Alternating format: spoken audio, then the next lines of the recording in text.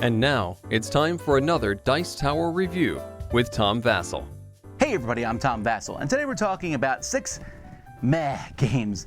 Now, I hesitate to do this, right? Because for some people, this is the same as just saying these games are horrible. And the thing is, I don't think any of these games are terrible. There's problems with all of them to the point where I was like, meh, but you might like them. So this is just some quick overviews, and then you can see what you think of them. And there's different reasons for each one. For example, the first game here, I really liked. I think the game itself is fine. I just can't stand the artwork. And that's Duels of Cartosaura.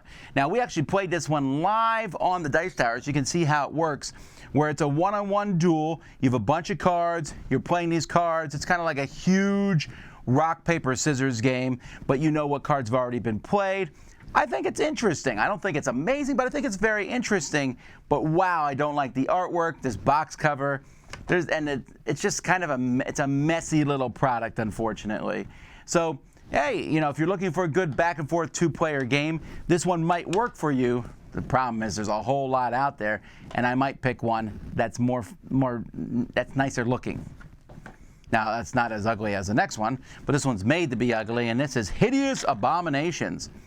So in this game, you are building big abominations. And I'm going to just slide all the way up here and show you the back of the box.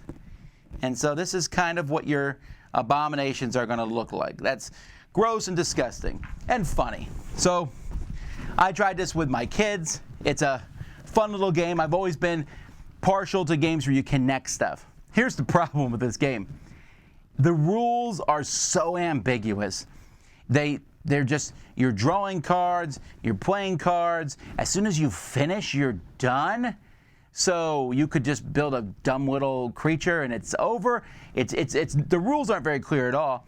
The connections, for some reason, they used thinner and wider connections. And I was like, oh, that means something. No, it doesn't. So it doesn't look perfect. Like, why are all the connections not the exact same size? That's mind-boggling to me. And you say, well, it's for rules purposes. But the thing is, they're just a little off, too. It's not like there's a thin connection and a fat one. There's a normal connection and a slightly bigger than normal. I just found that to be odd. And there's special abilities and stuff, and it's just, again, it's messy. This kind of game could have worked really well. Whether it's for kids, adults, it doesn't matter. I'm not really sure who the game is for. Like, my kids thought it was fun, and I just finally said here to my son, just go ahead and build monsters. And he enjoyed that. But the game inside here is not very good. Now we have Mouse, Cheese, Cat, Cucumber. There's another one we played live on the channel here. This one person is secretly the cheese, one person's the cat, one person's the mouse. You are all you're putting out a maze and rotating tiles, and you're trying to do different things. The rules are not good. The art is okay. And the gameplay is unique. When you're done with this, you're like, what a unique, interesting game. And then you file it away and never play it again. That's really where it's at. The concept's fine. It's fairly lucky because you can just get the right tile, put it in the right spot, rotate things, and then you're done. And it didn't feel like the deep strategic game that it could have been. And it's okay. That's the point of this. Then we have the Wild Kratts. And I was like, who are they? And my kids are like, how can you not know this? My kids knew who this was. Endangered wildlife game. This is from Rather Dashing. The Wild Kratts is kind of built, Rather Dashing has already done some games. I think they're like Ghost, Pirate, Ninja, something like that. You know, there's 4 different creatures. They're tiles of different things. You place them next to each other, and then you score for groups. You're doing that here, but you're putting down tiles and then placing one of your discs down, which then locks the tiles in place that they can't be rotated, because rotating tiles is a big part of this game. I gotta say, folks, this game is super lucky because you get the tiles you need, which is fine, but has a really terrible rule set. It's just really bad, to the point where at the end I was guessing on how a little bit of it went. It doesn't feel like the Wild Kratts at all. I mean, they're on the cover here, and after that, there's a bunch of animals you're rescuing, which is fine, but that has nothing to do with this theme. This is the very definition of a slapped-on theme here. And I played it with kids too, and it just kind of was like very meh at the end. We finally got it. You're just building big areas and trying to make other people's areas smaller and yours bigger. But I think they did better in the first version of this, which was the Pirate Ninja Ghosts, whatever, robots. This one, where you place down the pieces too, just didn't work. It made it messier. And I guess that's I should have just called the 6 messy games. Of this lot, the next one is my favorite of the games, and that's Bayou Bash. So Bayou Bash here, this is from Weird Games. The very concept of this is cool. It's a Mario Kart racing style game, and you're racing around a rooster, rabbit, pig, or Waldegeist. So you're racing these things around, and there's some really neat things. At the beginning of each round, there's cards to draft. Everyone drafts a card. The last player, whoever's in last place, drafts first. Each card gives you a certain amount of dice. And the way that you roll the dice, you roll 3 different dice. You get 3 numbers. And then that's how I move. So I can move 2 diagonally, then forward 3, then diagonally 1. I like that. That's all good. And the dice have different speeds on them. And then some dice give you different tokens, and when you get these tokens at the end of your turn, you roll a die that randomly puts you in a certain direction. So the faster dice move, the crazier that randomness might be. All that sounds good, and the theming of this is not necessarily who wins the race. It's just that when you hit other cars or do other, or you're in first place each round, you get spectators, and spectators is how you win. But you have to put your spectators on the track, and you can run over them.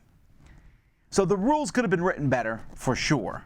That's a problem with a lot of different games. But also, as funny as all this is, and as neat as this drafting is, the game just devolves into a humongous luck fest. It's just luck, luck, luck, luck, luck, luck, luck.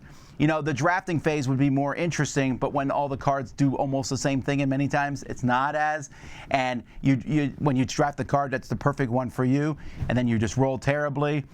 When someone falls behind this game, it's hard for them to catch up, but at the same time, the rules are not really clear. When you hit people, the main thing that hurts you is when you go off the track, and it's really easy to go off the track. That die that you roll at the end, which says what direction you go in, which is not a great physical piece either, because it's like line the point of the die up with the front of the track.